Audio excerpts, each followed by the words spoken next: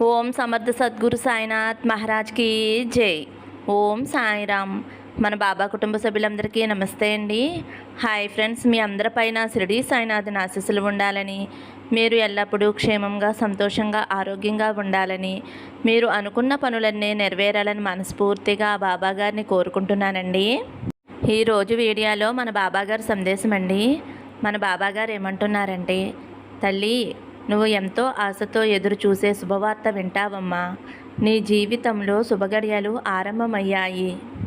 చూసిన వెంటనే నన్ను కానీ ఆ దుర్గమ్మ తల్లిని కానీ తాకు తల్లి అని అయితే మన బాబాగారు మన అందరి కోసం చక్కటి సందేశం తీసుకువచ్చారండి. మరి మన బాబాగారు మన అందరి కోసం ఏం చెప్పబోతున్నారో బాబాగారి మాటల్లోనే తెలుసుకోండి ఫ్రెండ్స్. చిన్న రిక్వెస్ట్ అండి, మన వీడియోస్కి అయితే ఒక చిన్న లైక్ ఇవ్వండి. అలాగే ఫస్ట్ టైం చూసేవారైతే మన బాబా భక్తి ఛానల్ తప్పకుండా సబ్స్క్రైబ్ చేసుకోండి. ఇంకా వీడియోలోకి వెళ్ళిపోదాము. ముందుగా అయితే బాబా గారిని తాకిన వారి గురించి అయితే మన బాబా గారు ఇలా చెబుతున్నారండి. బిడ్డ, నీ జీవితంలో శుభగడియలు ఆరంభమయ్యాయి. నీకైన జీవితం నిన్ను చేరబోతుంది. నీ జీవితంలో ప్రశాంతమైన వెలుగు వస్తుంది. కొత్త జీవితం అనుభవించబోతున్నావు. నమ్మకమే కదా తల్లి జీవితం. భయం వదిలేసి ధైర్యం వెనకాలే వెళ్ళు. నీ కష్టకాలం ముగిసిందమ్మా. శోధన కాలం దాటి వచ్చేసావు తల్లి. నువ్వు వద్దు అని నిన్ను వదిలేసి వెళ్ళిన వారు నువ్వు కావాలి అని నిన్ను వెతుక్కుంటూ వస్తారు తల్లి. అదృష్టం నీకు కలగబోతుంది. ఇకపై అంతా నీకు సంతోషమేనమ్మా.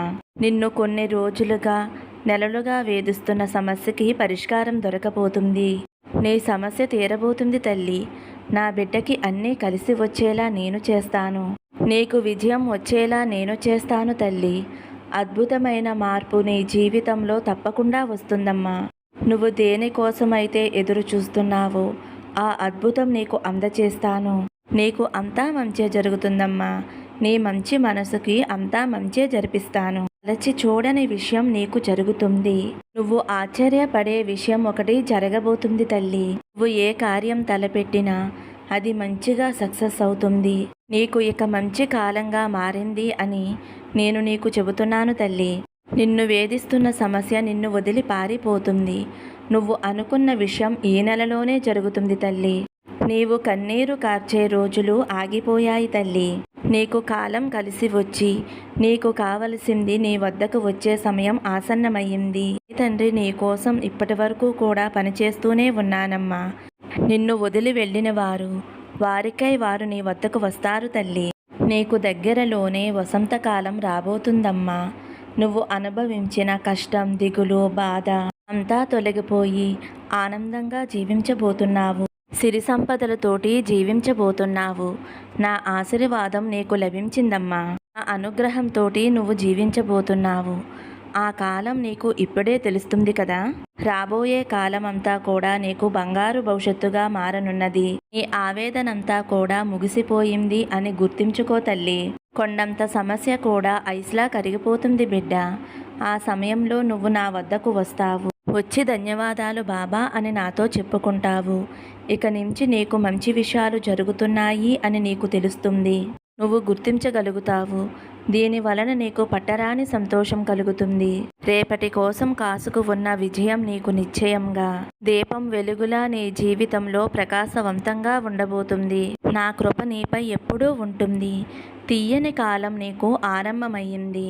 గుర్తుంచుకో, నీకు రాబోయే విజయవంతమైన కాలం నా చేతుల్లోంచి పంపిస్తున్నాను అని గుర్తుపెట్టుకో తల్లి. ఆ వాక్కులు ఎంత నమ్మకంగా వింటావో అంత నమ్మకంతోటి నీకు మంచి జరుగుతుంది. ఇక లైఫ్లో భయం, దిగులు నీకు తెలియకుండా ముగిసిపోతాయి తల్లి. ఈ ప్రార్థనలన్నీ కూడా ఒక్కొక్కటిగా నెరవేరుతాయి. నీకైన ఉద్యోగం నీ వద్దకు వస్తుంది. నీ అవసరాలన్నీ పూర్తి చేసి నా ఆశీర్వాదం రోజులు తీసుకువచ్చాను తల్లి. రేపటి నుండి అది జరగటం ఆరంభం కానుంది. ఇక నుండి నువ్వు అడిగిన కోరికలన్నీ తీరుస్తాను. నీకు రాబోయే కాలం మంచిగా ఉంటుందమ్మా. దిగులు, బాధ వదిలేసే తల్లి. ఒక్క విషయం గుర్తించుకో అమ్మా.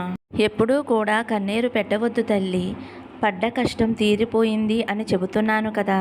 కాలానికి, ప్రకృతికి మార్పు ఉన్నప్పుడు నా బిడ్డవైన నీ జీవితానికి మార్పు రప్పించకుండా ఎలా ఉంటాను తల్లి. నీకు అనుకూలమైన మార్పులు వస్తాయి, గుర్తించుకో.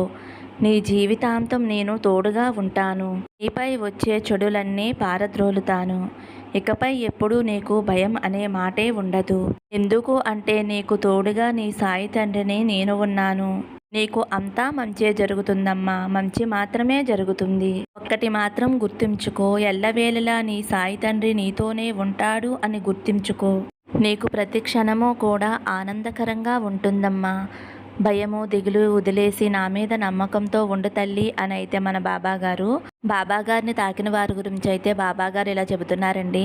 ఇప్పుడు దుర్గమ్మ తల్లిని తాకిన నా బిడ్డ ఎవరైతే ఉన్నారో నీకు చాలా ముఖ్యమైన విషయం చెప్పాలి. నీ మీద నాకు చాలా కోపంగా ఉందమ్మా. ఎందుకు బాబా నా మీద మీకు అంత కోపం అని అనుకుంటున్నావా? అవునమ్మా, రకాలుగా నీకు ధైర్యం చెబుతున్నా సరే మళ్ళీ నువ్వు మొదటికే వస్తున్నావమ్మా.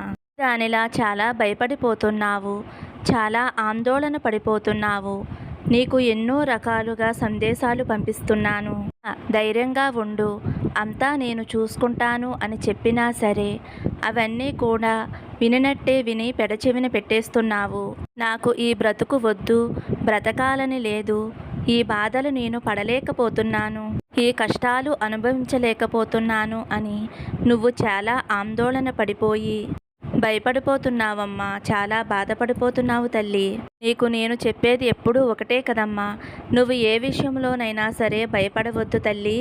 నీ వెనకే నేను ఉంటున్నాను, నేను ఉన్నాను.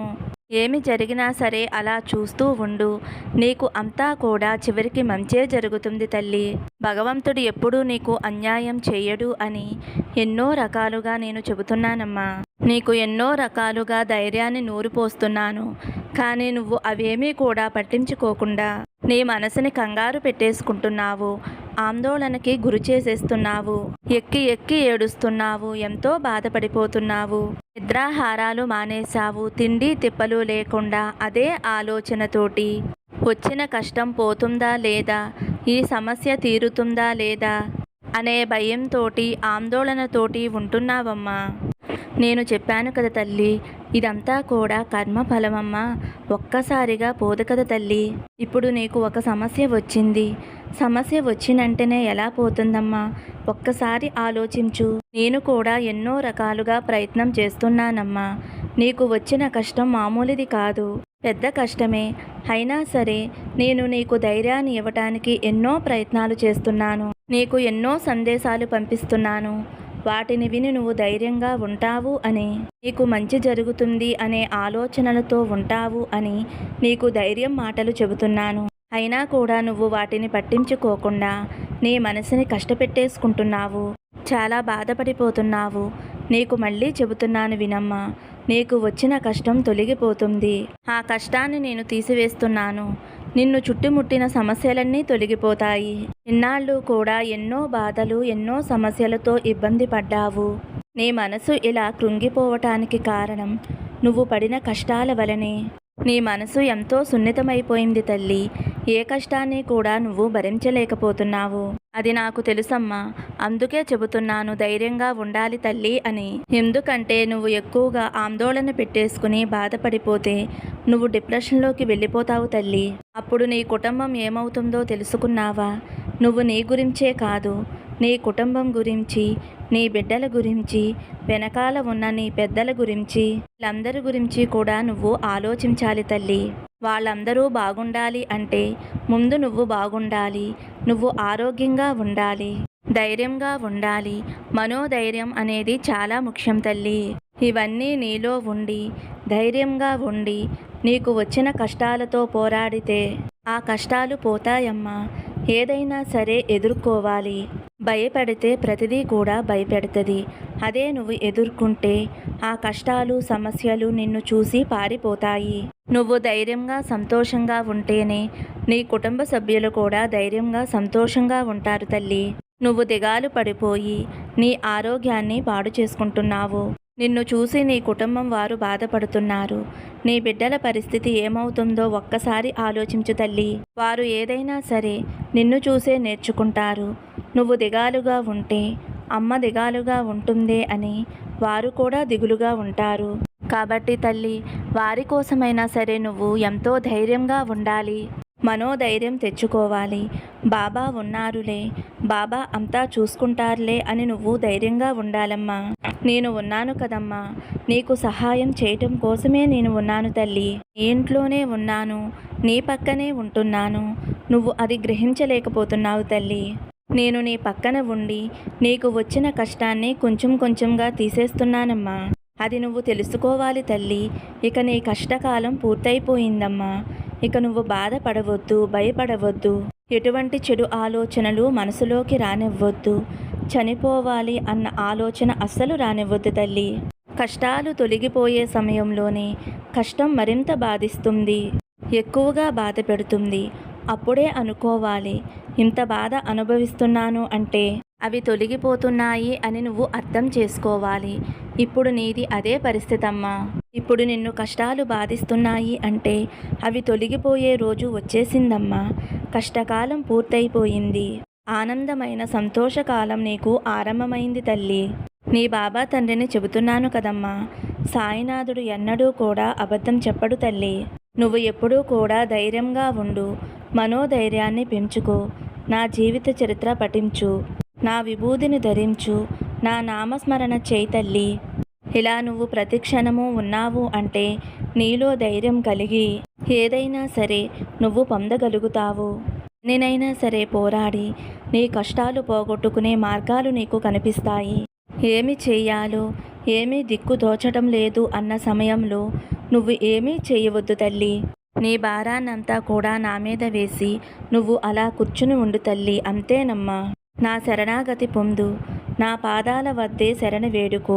అంతే తప్ప నువ్వు ఏమీ చేయవద్దు. ఇది చేస్తే బాగుంటుందేమో, అది చేస్తే బాగుంటుందేమోనని నా ఆజ్ఞ లేకుండా ఏదీ చేయవద్దు తల్లి. నువ్వు ఏమైనా చెయ్యాలి అన్నా నా దగ్గర చీటీలు వేసి చేయి తల్లి. దాని ద్వారా నీకు సమాధానం చెబుతాను. తల్లి ఇది చెయ్యి, లేకపోతే వద్దు అని నీకు సమాధానం ఇస్తాను. చెయ్యి అంటే చెయ్యి తల్లి, వద్దు అంటే మానేసి నిశ్చలంగా కూర్చో. మిగతాదంతా నేను చూసుకుంటానమ్మా. నీకు ఏం చేస్తే మంచి జరుగుద్దో అదే చేసి తీరుతాను తల్లి. ఇలా నా బిడ్డల జీవితాల్లో, నా భక్తుల జీవితాల్లో ఎంతో మందికి చేశానమ్మా. అటువంటప్పుడు నా బిడ్డవైన నీకు ఎందుకు చేయకుండా ఉంటాను చెప్పు తల్లి. నువ్వు నా బిడ్డవేనమ్మా. బాబా చేయడేమో అన్న అనుమానం అస్సలు వద్దు. అపోహలు పెట్టుకోవద్దు.